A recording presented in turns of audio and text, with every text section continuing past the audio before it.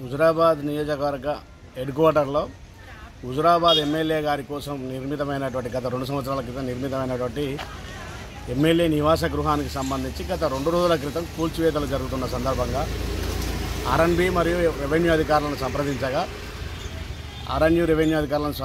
ఎవరు కూలగొడుతున్నారంటే వాళ్ళు మాకు సంబంధం లేదు, మేము కూలగొడతామని చెప్పిన సందర్భంగా అటుగా వెళ్తున్నాం. మేము కూల్చివేతలు జరుగుతున్న చూసి అక్కడ పత్రికా విలేకరులు ఉండగా వాయిస్ ఇవ్వడం జరిగింది. ఆ సందర్భంగా హుజురాబాద్ గౌరవ ఎమ్మెల్యే గారు మా మీద పోలీస్ స్టేషన్లో కేసు పెట్టడం జరిగింది. మేము సంబంధిత అధికారులను అడుగుతున్నాం, అక్కడ మీకు సంబంధం లేకుండా ఒక ప్రభుత్వ ప్రాపర్టీని ఒక ప్రైవేటు వ్యక్తులు కూలగొడుతుంటే మీరు మొద్దు నిద్రలో ఉన్నారా, మరి ఏం చేస్తున్నారా అని చెప్పి ఈ సందర్భంగా మేము అధికారులను ప్రశ్నిస్తున్నాం. అంతేకాకుండా కౌశిరెడ్డి గారిని అడుగుతున్నాం, అయ్యా కౌశిరెడ్డి గారు, నీకు ఆ ఎమ్మెల్యే క్వార్టర్ని అప్పచెప్పక ముందే ఆర్ఎన్బి అధికారుల ఆధ్వర్యంలో ఉన్నప్పుడు నువ్వు ఎట్లా కూల్చివేతలు చేస్తావు, నువ్వు కూల్చివేతలను అడ్డుకుంటారని మా మీద ఎట్లా కేసు పెడతావని చెప్పి అడుగుతున్నాం.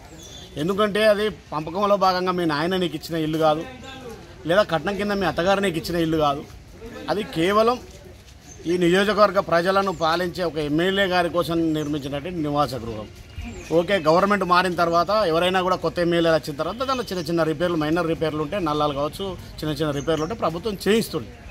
లేదు నీకు ఇంకేమైనా వాస్తుపరంగా నీకు ఇబ్బంది అనిపిస్తే నువ్వు నీ సొంత పైసలతో చేయించుకోవాలనుకున్నప్పటికీ కూడా కలెక్టర్ గారి దృష్టికి తీసుకెళ్ళి కలెక్టర్ గారి పర్మిషన్తో ఆర్ఎన్బి అధికారులతో పని చేయించుకోవాల్సిన అవసరం నీకు ఉంటుంది.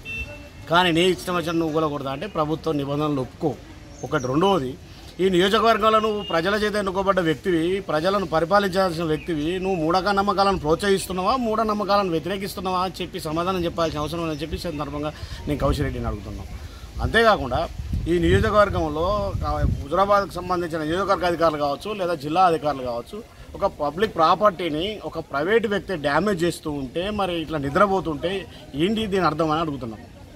తప్పకుండా ఆ ప్రైవేటు వ్యక్తుల మీద, అంటే గవర్నమెంట్ అనుమతి లేకుండా కూలగొట్టినటువంటి దానికి సంబంధించిన విషయంలో పబ్లిక్ ప్రాపర్టీ యాక్ట్ 1984 యాక్ట్ కింద వారి మీద కేసు నమోదు చేయాలని చెప్పి ఈ సందర్భంగా మేము అధికారులను కోరుతున్నాం. లేని సందర్భంలో మేము న్యాయస్థానాన్ని కూడా సంప్రదించాలని చెప్పి మేము నిర్ణయించుకున్నాం. ఇవాళ కలెక్టర్ గారిని కూడా కలవడం జరుగుతుంది, కలెక్టర్ గారికి కూడా పిటిషన్ ఇవ్వడం జరుగుతుంది. తప్పకుండా వారి మీద కేసు చేయాలని చెప్పి